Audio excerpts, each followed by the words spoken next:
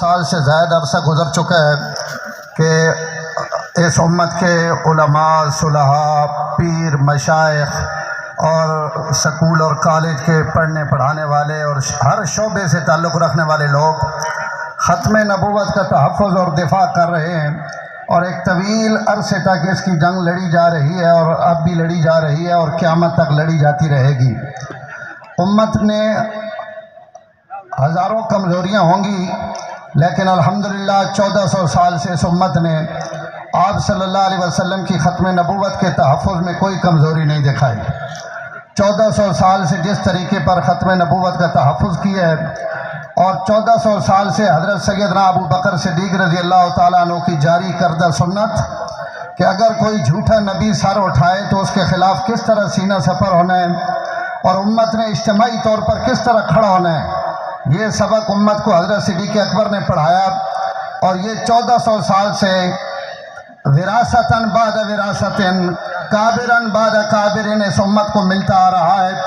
اور امت نے ہر دور میں الحمدللہ آپ صلی اللہ علیہ وسلم کی ختم نبوت کا تحفظ اس طرح کیا جس طرح تحفظ کرنے کا حق ہے۔ اور پھر یہ جو آخری عرصہ ہے جس میں یہ پنجاب کا دجال آیا، تو اس وقت الحمدللہ علماء اکرام اور امت نے اور بر صغیر کے لوگوں نے ایک طویل فہرست ہے، صرف ان کے نام بھی نہیں گنے جا سکتے جنہوں نے آپ صلی اللہ علیہ وسلم کے ختم نبوت کے تحفظ کے لیے قربانیاں دی ہیں۔ میں اور آپ آج یہاں بیٹھے ہیں نعمت کے شکریہ میں کہ اللہ تعالیٰ نے قادیانیوں کو غیر مسلم اقلیت بھی قرار دے دیا۔ آج ہم جیسے چھوٹے چھوٹے لوگ بھی ممبر پر، چوک پر، چوراہوں پر قادیانیوں کو دجال کہیں، کافر کہیں، کذاب کہیں، کوئی ہمیں روکنے والا اور ٹوکنے والا نہیں ہے، لیکن ان ہمارے اکابر کی قبروں پر کروڑوں رحمتیں نازل ہوں۔ جس وقت قادیانیوں کے خلاف بولنا ایک جوئے شیر لانے کے مترادف تھا، اور ایک ایک جملے پر سزائیں ہو رہی تھی، پوری انگریزی حکومت ان کے پیچھے کھڑی تھی۔ الحمدللہ اس وقت بھی عالمی مجلس تحفظ ختم نبوت کے پہلے امیر، میں اس سے پیچھے کے حضرات کو چھوڑ رہا ہوں، امیر شریعت سید عطا اللہ شاہ بخاری رحمۃ اللہ تعالیٰ علیہ نے الحمدللہ آگے بڑھ کر ختم نبوت کے تحفظ اور دفاع کا بیڑا اٹھایا۔ اللہ تعالیٰ نے شاہ جی سے جو کام لیا اور جس طریقے پر ان حضرات نے ختم نبوت کا تحفظ اور دفاع کیا، وہ آب زر سے لکھنے کے قابل ہے۔ امیر شریعت نے ساری زندگی انگریز کو للکارا، باطل کو للکارا، ہر باطل کے خلاف لڑے، اور آخر میں مرزا قادیانی سے لڑتے ہوئے دنیا سے رخصت ہوئے۔ لیکن شاہ صاحب فرماتے تھے کہ زندگی بھر کی تقریروں میں جو تحفظ ختم نبوت پر میں نے تقریریں کی ہیں، میں انہی کو اپنا وسیلہ نجات سمجھتا ہوں۔ میری بخشش اور مغفرت اس کو میں وسیلہ نجات سمجھتا ہوں جو میں نے آپ صلی اللہ علیہ وسلم کے ختم نبوت کے تحفظ کے لیے کیے ہیں۔ عدالتوں میں کھڑے ہو کر انگریز ججوں کے سامنے، مسلمان ججوں کے سامنے آپ نے عدالتوں میں کھڑے ہو کر قادیانیوں کے کفر کو بیان کیا، اور ایسا کیا مسٹر ینگ نے جب پوچھا تھا ایک انگریز جج نے کہ شاہ صاحب ہم نے سنا ہے آپ قادیانیوں کو کافر کہتے ہیں، فرمایا میں قادیانیوں کو کافر کہتا ہوں، کافر کہتا رہوں گا، اور میں نے ہزاروں دفعہ اس کو کافر کہا ہے، اور یہ میرے دین اور نجات کا حصہ ہے، اور میں اس کو اپنی نجات سمجھتا ہوں۔ ہمارے جتنے بھی حضرات ہیں، خود امیر شریعت رحمہ اللہ پر کتنے مقدمے بنے لدہ رام کیس میں، اور پھر اس موقع پر جو ہمارے حضرات اس وقت کے خانقاہوں میں حضرت اقدس تشریف فرما ہے، ان کے خانقاہ سراجیہ کے بانی حضرت خواجہ احمد خان صاحب نور اللہ مرکزہ کو امیر شریعت نے پیغام بھیجا کہ حضرت آپ کے ہوتے ہوئے ہم جیلوں میں پڑے ہیں، اور آپ کے ہوتے ہوئے ہم پر بغاوت کے مقدمے چل رہے ہیں۔ تو حضرت جی نے ایک وظیفہ بھیجا، اور اس وظیفے کے ساتھ ایک پیغام بھیجا، فرمایا شاہ جی کو کہو، اور وہ جملے آج بھی کتابوں میں پنجابی میں لکھے ہوئے ہیں۔ حضرت نے فرمایا وظیفہ بتا کر فرمایا جے میں ول ہوندا تو ایک دن دا کم سی، شاہ جی نو آکھو 3 دن پڑھن ہوئے گا تماشا۔ آپ 3 دن اگر پڑھیں، میں اگر ٹھیک ہوتا، صحت مند ہوتا تو میرا یہ 1 دن کا کام تھا، لیکن اب شاہ جی کو کہو کہ وہ 3 دن پڑھیں اور 3 دن کے بعد یہ پڑھ کر دیکھیں کہ پھر کیا تماشا ہوتا ہے۔ شاہ جی فرماتے ہیں جب میں وظیفہ پڑھ رہا تھا، ایک رات کو میری آنکھیں بند تھی، میں نے دیکھا کہ مجھے تلوار چلتی ہوئی نظر آئی، کہ تلوار چل رہی ہے۔ یہ اشارہ تھا کہ انشاءاللہ ختم نبوت کے اس مقدس سپاہی کے لیے اللہ تعالیٰ کی طرف سے راستے آسان کیے جا رہے ہیں۔ حضرت شاہ جی رحمت اللہ علیہ نے عدالت میں کھڑے ہو کر فرمایا، جب پاکستان بن گیا پھر جسٹس منیر نے اپنے سامنے کھڑا کیا، پھر یہی سوال کیا کہ حضرت ہم نے سنا ہے آپ مرزے کو کافر کہتے ہیں۔ شاہ جی نے فرمایا میں آپ کو ایک بات سناتا ہوں، انگریز جج نے بھی مجھ سے پوچھا تھا کہ آپ مرزے کو کافر کہتے ہیں، میں نے اسے کہا تھا میں کافر کہتا ہوں، ہزاروں دفعہ کہتا ہوں، میرے دین اور ایمان کا مسئلہ ہے۔ پھر اس سے مجھے کہا تھا شاہ جی آپ چلے جائیں، اب پتہ نہیں آپ مجھے کیا کہتے ہیں، مسلمان جج کے سامنے کھڑا ہوں، میں مرزا قادیانی کو اب بھی کافر کہتا ہوں، عدالت کے باہر بھی کافر کہتا ہوں، اور جب تک میری موت نہیں آتی میں قادیانی کے دجل اور فریب کو بیان کرتا رہوں گا۔ آپ کے فیصلہ آباد میں حضرت نے رہائی کے بعد دھوبی گھاٹ پر جلسے میں خطاب کیا، کوئی آدمی کھڑا ہو گیا، اسے کہا شاہ جی ہزاروں لوگ آپ نے 53 کی تحریک میں مروا دیے، ان ہزاروں آدمیوں کا خون کا حساب کل اللہ کی بارگاہ میں کون دے گا؟ شاہ جی نے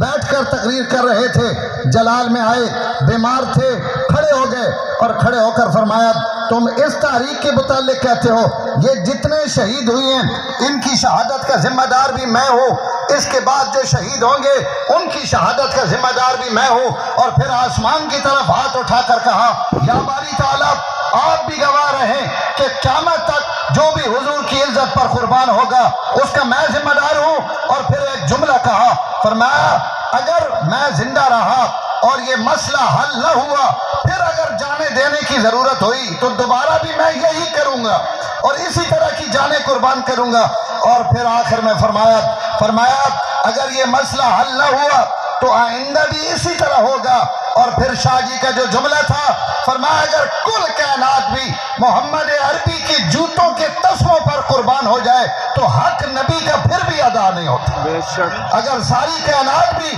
حضور کی عزت کے لیے قربان ہو جائے، میرے محترم باسی نعرے کا وقت نہیں ہے، ان لوگوں نے جو قربانیاں دی ہمارے بڑوں نے، اس کے بعد آپ نے ہمارے عالمی مجلس تحفظ ختم نبوت کے دوسرے امیر حضرت مولانا قاضی احسان احمد شجابادی، آپ ان حضرات کی صرف اگر قربانیاں پڑھ لیں کہ انہوں نے کس طرح ختم نبوت کے تحفظ کے لیے اس تحریک کو یہاں تک پہنچایا ہے کہ آج آپ کا یہ حال پرے پارکوں میں، مسجدوں میں، باہر بازاروں میں کہیں تل دھرنے کی جگہ نہیں ہے۔ یہ جو آج ماحول ہے، اس ماحول کے پیچھے ہمارے ان اکابر کی قربانیاں اور ان عالمی مجلس کے وہ لوگ جو آج بنیادوں میں اور قبروں میں جا چکے ہیں جو ہمیں نظر نہیں آ رہے، لیکن ان کی برکت سے آج اللہ نے اس جماعت کو یہاں تک پہنچایا، ان کے اخلاص کی برکت سے، تقوی کی برکت سے اور ان کی نیکی کی برکت سے۔ قاضی احسان احمد شجابادی رحمت اللہ تعالی علیہ والد محترم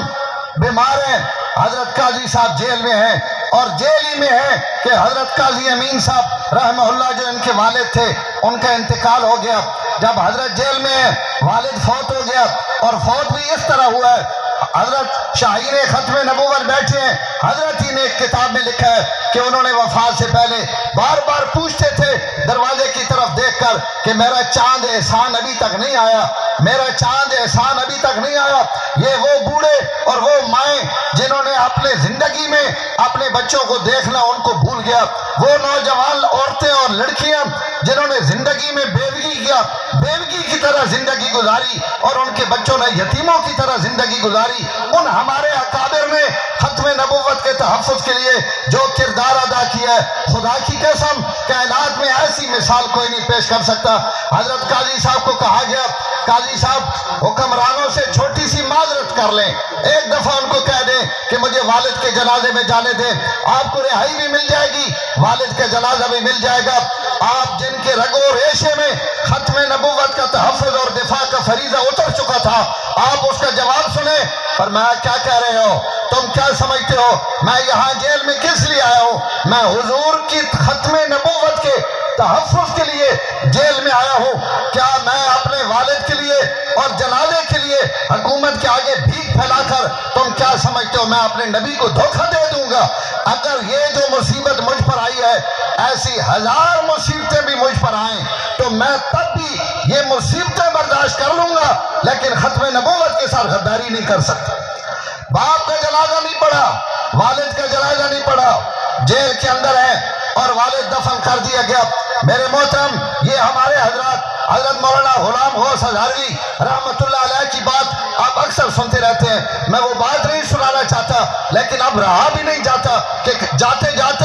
وفات والد، ادھر حضرت کا اکیلا بیٹا ہے زین العابدین، اور 1939 ہے، حضرت 36 یا 39، حضرت کے پاس بالا کوٹ سے قاضی محمد یونس صاحب تشریف لائے، دروازے پر دستک دی، کہا حضرت ایک ہمارے ہاں قادیانی آ گیا، اللہ دتا مناظر جو بہت غضب کا مناظر ہے اور ہمارے پورے بالا کوٹ کے علاقے میں اس کا مقابلہ کرنے والا کوئی عالم نہیں ہے۔ اور اندر حالت یہ تھی جب دروازے پر دستک ہوئی، حضرت کا اکیلا بیٹا حضرت مولانا غلام غوث ہزاروی رحمہ اللہ کا جناب زین العابدین وہ مرض المرگ میں ہے، بستر پر ہے اور اس کی جان کنی کا عالم ہے اور وہ شدید تکلیف میں۔